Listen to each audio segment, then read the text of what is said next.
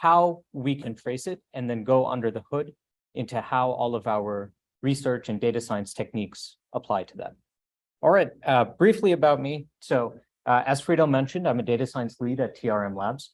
I am on a team called Linkability, or as we call it, attribution expansion.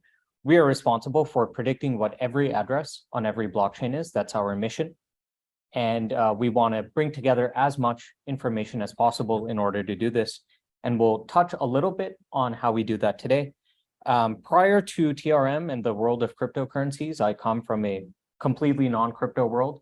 So I worked on self-driving cars, and I worked on I worked at Uber before that on the marketplace, trying to figure out incentives, distribution, and pricing strategies. So totally non-crypto things, but really excited to be here now.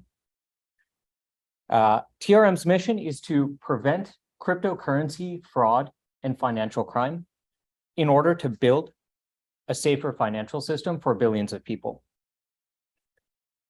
The reason we need to do this is because bad actors are using new techniques and more complicated things in order to evade traditional tools.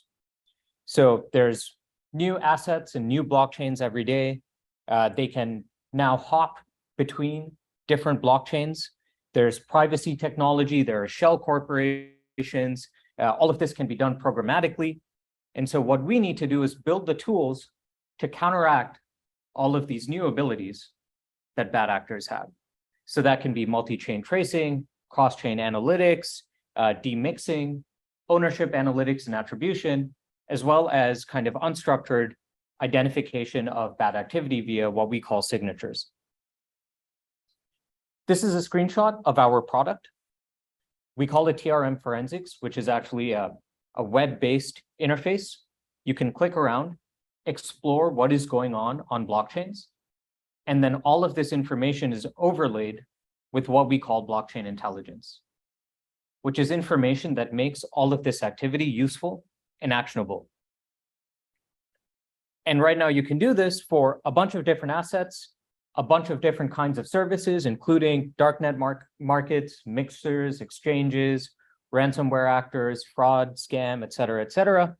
And we have unique data on attribution. That is, what or who is operating a given address. So I use the term blockchain intelligence, but just to unpack that a little bit more, this is a term that TRM uses to refer to what is broadly a three-step strategy.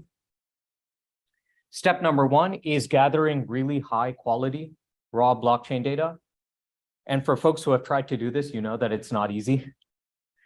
Step number two is adding attribution, that is generating information on what or who operates an address. And then finally, we want to link suspicious groups of transfers or transactions, either via who is doing them or through some other mechanism. And it's worth noting very briefly that TRM, of course, has to support both UTXO and account-based chains in the current world, as well as Solana and whatever else comes up. The puck is constantly moving. So by show of hands, who knows what pig butchering is? No one? Didn't grow up on a farm. All right, Friedel knows because I explained it. So pig butchering is a phrase used to refer to a specific kind of scam, which combines a romance-based scam with an investment-based scam. So what you see here is a WhatsApp screenshot of something that has actually happened. And these romance situations tend to develop just ad hoc. I think we've all received the spam messages from someone saying, hello, how are you doing? Hope you're having a great day. But you don't know who it is, and it's probably a spammy or scammy message. But there are some folks who end up responding, and then the conversation develops into a virtual romantic relationship. And then it goes one step further, where the scammer starts presenting investment opportunities. As the scammer starts talking about their hobbies and interests, they start weaving cryptocurrency into the conversation, they eventually present an investment opportunity. And then the person, the victim, is now investing, quote unquote, investing a lot of money that then gets lost in crypto land. And so this is what happens on the front end, which is just heartful interactions on WhatsApp. And in the back end, you have these extremely gnarly on-chain flows that are very hard to decipher. So by the numbers, in 2021, there were more than 4,000 scam reports. More than $400 million have been lost by victims. And 75% of the cases, when they were assessed, were deemed to have complex money laundering use cases involved, which means that it's very, very non-trivial to identify who did this. Now, if you try and look at things using your traditional blockchain explorer, all you can see is a transaction hash with the sender and a receiver. You do see the funds and the timestamp, but you don't really know what's going on. Not to mention that these can be happening on different blockchains. So maybe you see one transaction on Bitcoin with 2 inputs and 1 output, a different transaction on Ethereum, but you don't really know what to make of any of this. This is not particularly useful information. What we do at TRM is we stitch it together. So not only can we observe that there's a cross-chain swap that occurred between Bitcoin and Ethereum, but also we are overlaying these addresses with who they are and what they did. So now we know that these addresses up here in red are the receiving address of the scammer, right, on Bitcoin, and there's another one for Ethereum. Meanwhile, there are intermediate addresses and cross-chain swaps that are used to centralize the funds together. And then at the very end, you'll see that the funds are being cleared at a large exchange. This is a screenshot of a transaction pattern that actually has happened and is occurring very frequently today. And these are the kinds of things that we are trying to stitch together on a day-to-day basis. So in summary, there are 2 parts. The first is what we call linkability, which is mapping or linking addresses to real-world entities. The second part is traceability, which is connecting the origin and the destination of funds.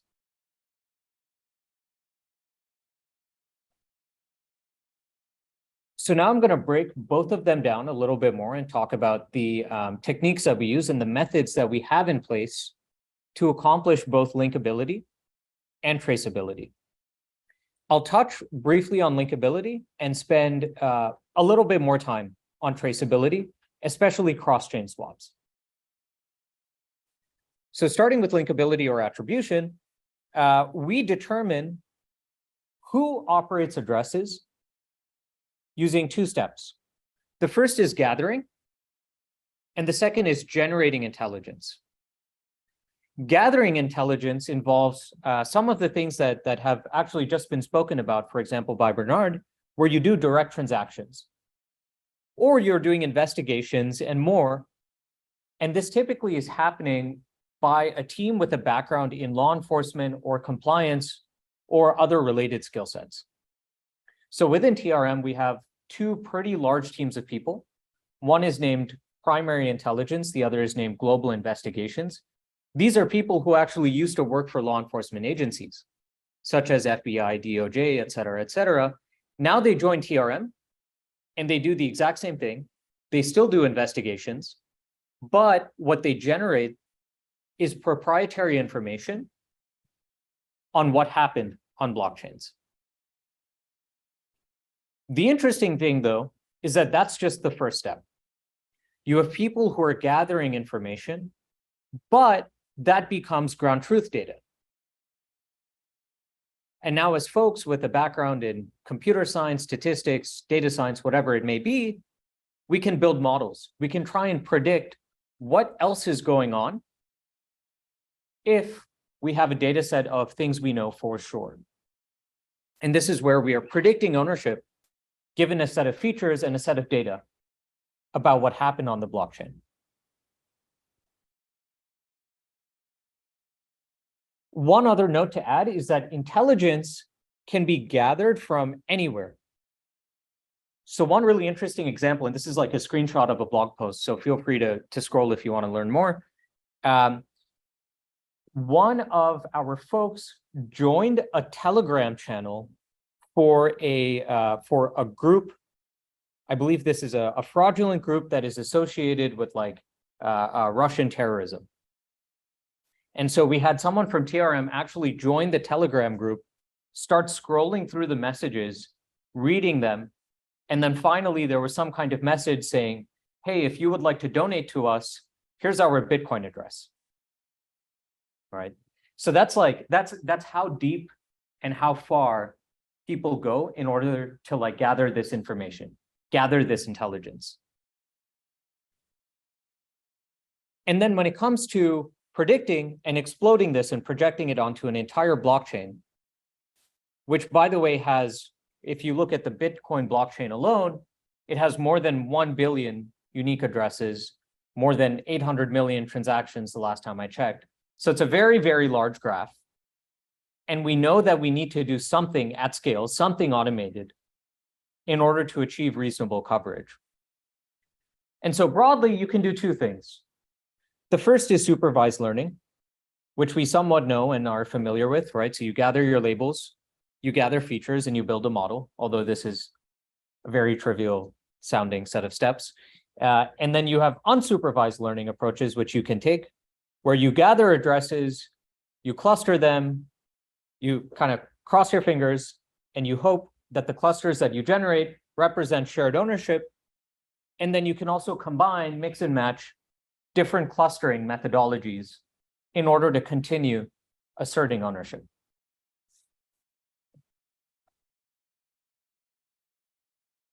Let me touch on some of the common features that we use. At the end of the day, what we are trying to do is derive an on-chain fingerprint. And we believe at a high level, there's probably 4, if not more, categories of features that we can use. The first is address features or properties of a given address. The second is transaction types, amounts, frequencies. The third is blockchain level properties, so transaction types, and for those who have dug deeper into blockchain data, which I actually assume is most of you, you have things like SegWit, lock time, RBF, et cetera, et cetera. And then finally, you also have the counterparty flows that can occur between different addresses. And if you look at the flows between addresses, you might be able to make assertions about who they are and what they are doing.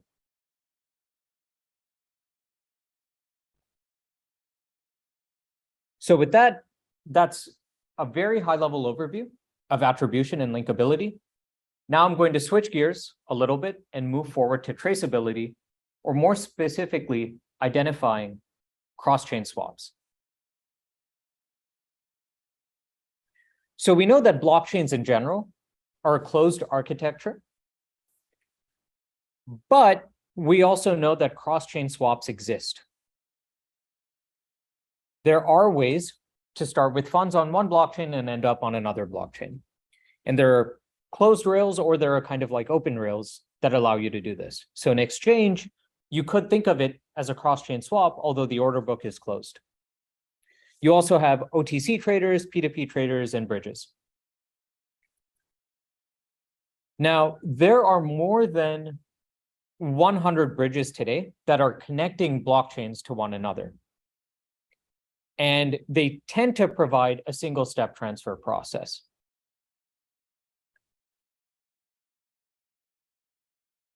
Using bridges, or sometimes mixers, fraud, scams, and hacks are the norm.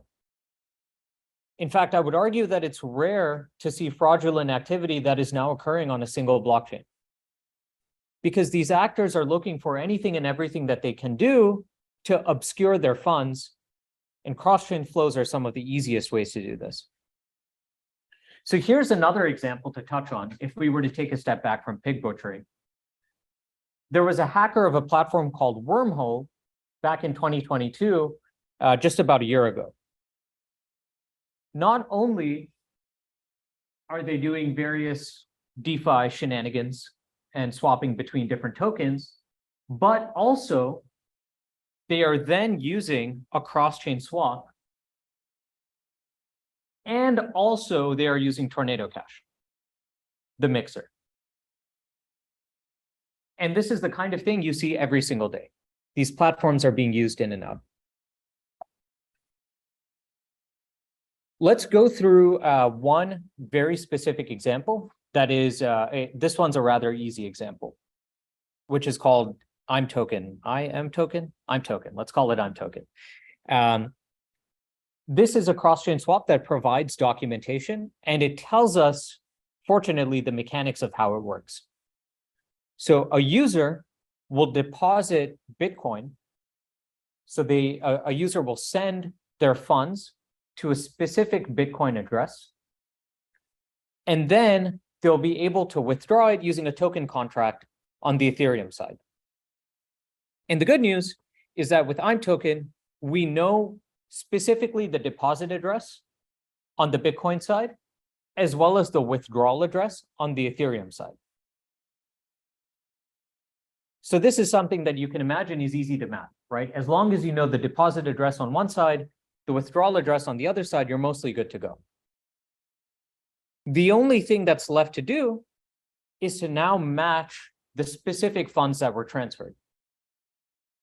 Because another thing that could happen is that the same amount of money is sent again and again and again. So if 100 people are all sending one Bitcoin to the same place and then withdrawing it on the other side, you might not be able to tell who's who. It becomes kind of like those line games that we played when we were kids where you have to match words and whatnot. The way that we try and handle this is by looking for matching transactions, specifically with similar time and amount parameters. So fortunately, if you go one step deeper into the I'm Token documentation, you will see that most transfers occur within about an hour. And so what we do internally is we look for an hour, but then we also extend it to about 90 minutes as a buffer. And then there's also a trade fee. And after factoring that in, you can then try and match the amounts that are occurring. So what we do is we take every transaction that occurred to the deposit address on Bitcoin, and then we scan all Ethereum transfers that occurred within 60 to 90 minutes. And we look for transaction amounts involving that contract in that time frame. And typically, that is more than sufficient to narrow down the cross-chain swap. And so the outcome that it allows us to visualize going all the way back over here to the pig butcher is now we can establish this link, which then allows us to understand that the pig butcher actually sent their Bitcoin to Ethereum and then cleared the funds out at a large exchange. And our customers who are law enforcement officers will then be able to reach out to the large exchange and say, hey, we know this is happening on your platform. Can you help us understand what's going on? So jumping all the way back.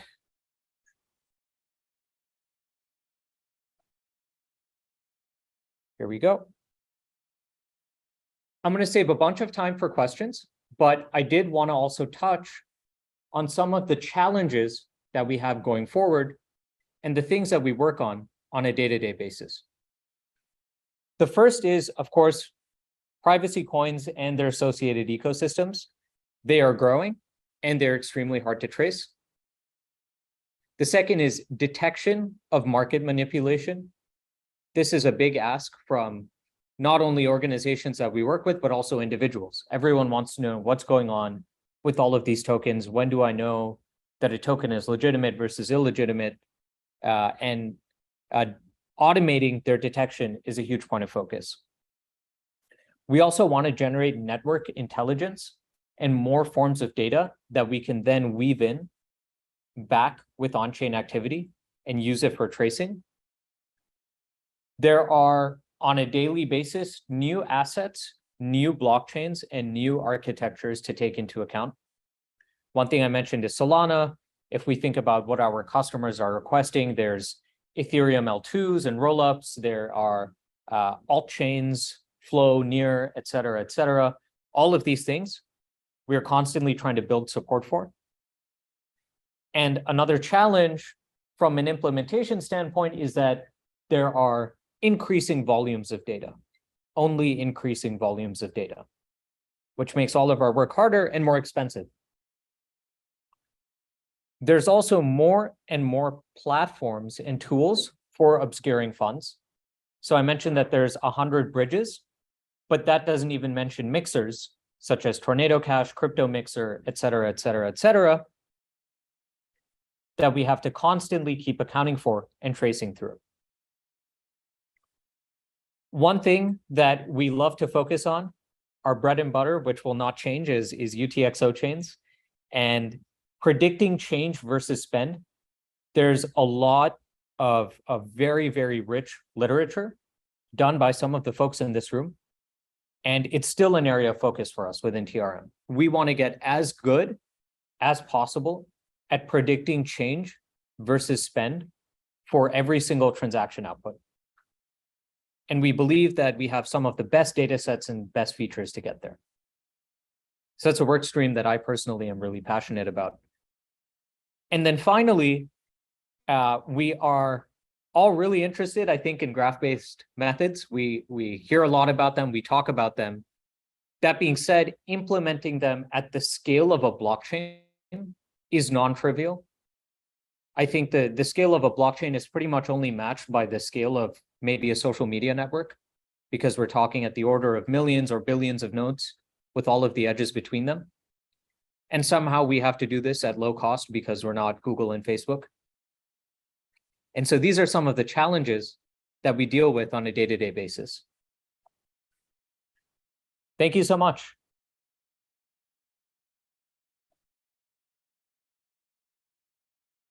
Yeah, thank you very much for the interesting talk. Are there any questions from the audience? Yes, please. Oh yeah, maybe you can go first. Exactly. Thank you for your talk. It's very interesting. So if I understanding correctly, you are by monitor some applications such as the ARM token, to monitor the cross-chain swap and matching the addresses between two blockchains, right? Right. But how about monitoring the contracts such as the WBTC on the Ethereum, as this is some very famous cross-chain contract? Do you think it is also valuable to monitor? 100%, 100%. I think the ways in which you can construct cross-chain swaps are only increasing, right? So token wrapping and then transferring wrap tokens and using different forms of contracts, like all of those things they're only growing. And you also actively have to have different kinds of methodologies for them. So, what we mentioned for IM token right now works for IM token, and maybe it works for platforms that are similar. Yeah. Definitely does not work for like mixers or other forms of wrap tokens. Then it gets way more complicated. It gets probabilistic, right? So how do you search for, you can search for definitely the same magnitude or similar looking funds. Yeah. But then beyond that, it becomes very difficult to try and figure out how to construct them. Oh, okay, thank you. Yeah. I also have another question. Sure. Is that any possible solutions to your last In your last slides,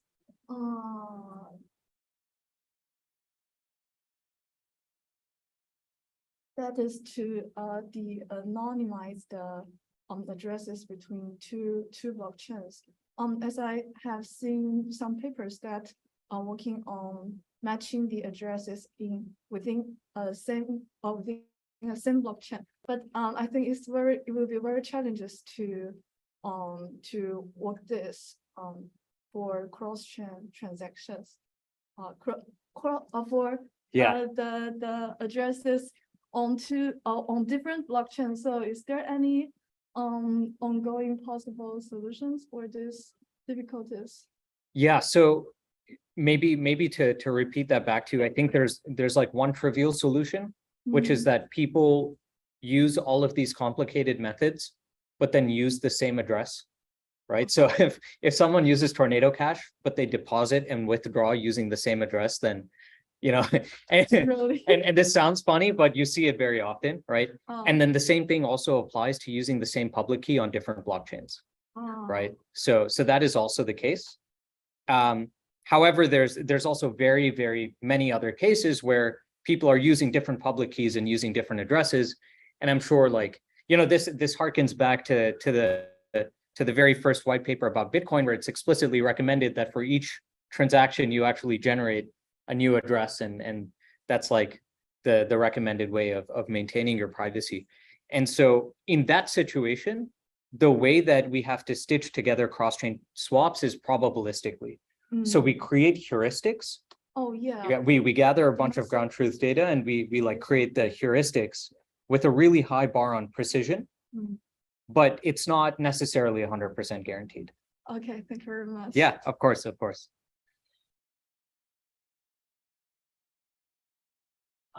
Hey, Thank you for the presentation. thank you. I'm curious about the features that you use to label the addresses. And I have a second question. These type of scams are, which are the blockchain used for this type of scams? The most famous or least famous, I don't know, or a mix of blockchains? Which blockchains are the most frequent for scams? Okay, and then your first question is, could I talk more about features that are used for generating attribution, right? Yeah, sounds good. So if we go through, maybe I'll go back to the slide about features. Yeah, okay. Here we go. Yes. So I would say maybe leaning into the categories a bit more, some of the things that are the most interesting in our opinion, I'll say two things. The first is that transaction behavior can be super different for different types of addresses. For example, if you are seeing two addresses that are sending billions of dollars worth of Bitcoin back and forth to each other, you can be reasonably sure that this is some kind of VASP-based activity, right? And so the order of magnitude of the transactions that are occurring is one big indicator, right? So the transaction amounts as well as the frequencies and whether it's bidirectional between a couple of addresses and whether the unique set of counterparties is small or large. So if an address is only transacting with one other address all the time, or whether an address is interacting with 1,000 other addresses, those things end up being very revealing about what the entity is, what the underlying entity is. And so that really helps with the prediction problem. The other thing that I will highlight is that transaction level features, or rather the transaction properties, we find to be really important. And this helps both investigators who are manually clicking through transactions, as well as us on the data science side who are trying to generate predictions. So for every single transaction, there's metadata, like blockchain level metadata about version, whether it's using SegWit or not, whether there is a lock time or not. So there are these couple like blockchain related underlying features. And we notice maybe not on a global scale, but certainly on a local basis, really helps for identifying whether an entity is sending money to itself or whether it's sending money to someone else. Yep. So that's the features conversation, Yes. right? And then your second question, can you remind me? It was about the blockchains. Which the- blockchains? Yeah, absolutely. So Bitcoin certainly is still being used very actively, right? Ethereum. And we see Tron emerging as a blockchain that has a lot of scam activity.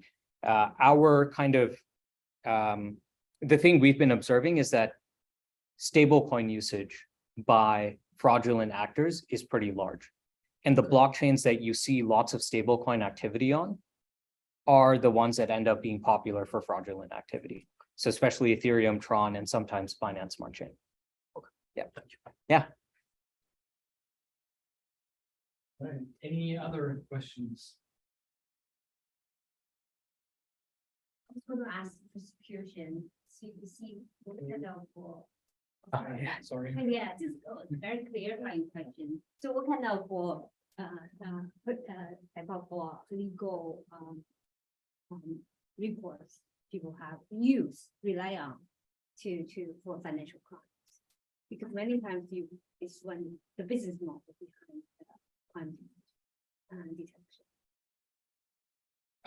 That's a great question. I'm not too sure about the details of legal recourse. Mostly, I'm a data scientist at best. But what I can tell you is that customers who use our product, once they identify the destination of funds, they will be able to contact that entity. And then there's an entire set of legal and compliance processes where the ultimately the investigator will learn the identity of the people, the person or people who are doing all of this. And then once the investigator has the identity as well as this stitching together of evidence for what they did, then I suppose it's some kind of criminal process.